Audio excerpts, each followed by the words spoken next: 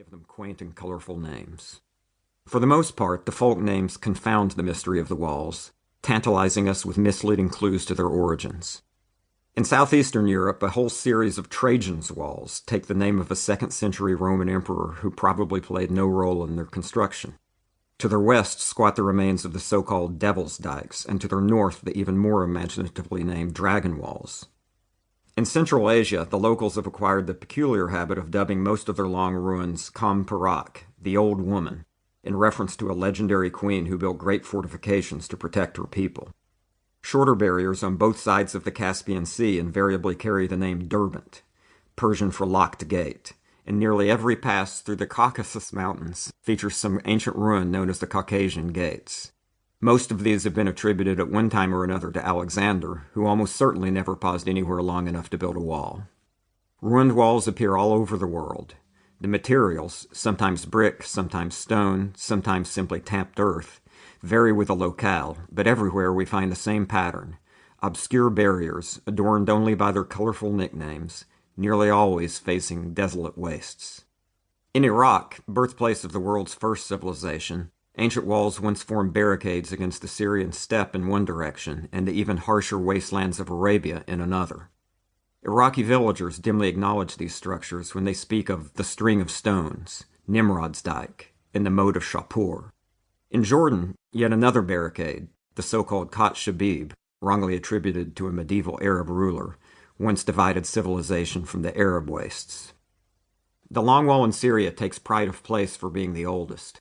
Perhaps for this reason it has no colorful nickname. No locals recall its history. The task of naming the structure eventually fell to the French archaeologists who discovered it.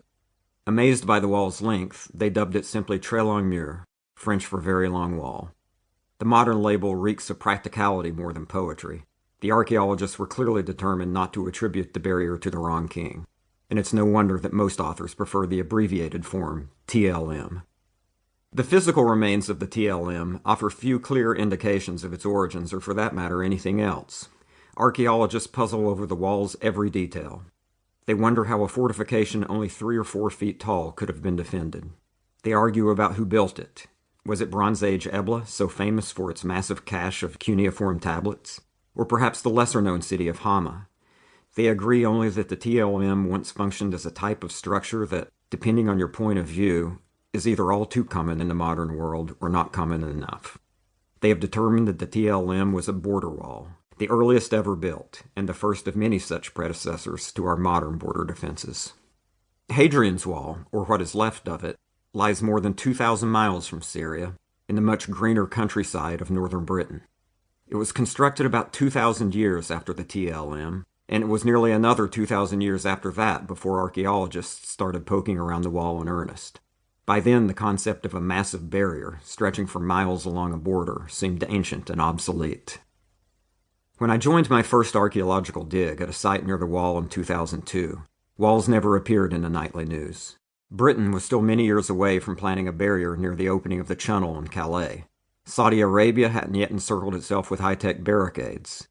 Israel hadn't started reinforcing its Gaza border fence with concrete. Kenya wasn't seeking Israel's help in the construction of a 440-mile barrier against Somalia. And the idea that India might someday send workers high into the Himalayas to construct border walls that looked down on clouds still seemed as preposterous as the notion that Ecuador might commence construction on a 950-mile concrete wall along its border with Peru. No one chatted about walls while we cut through sod to expose the buried remains of an ancient fortress in northern Britain. I doubt that anyone was chatting about walls anywhere. The old fortress, on the other hand, was generally considered the crown jewel of British archaeology. For more than 30 years, sharp-eyed excavators at the Roman fort of Vindolanda had been finding writing tablets, thin slivers of wood upon which Roman soldiers had written letters, duty rosters, inventories, and other assorted jottings. At first, the tablets had represented something of a technical challenge. Their spectral writing faded almost immediately upon exposure to air, almost as if written in invisible ink.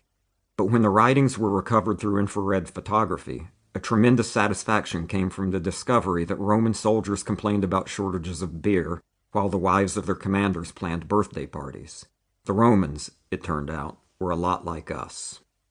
Archaeology, even at such a special place. To keep listening to this audiobook for free, click the link in the description. It will take you to a free Audible trial where you can listen to this and many other books for free for 30 days.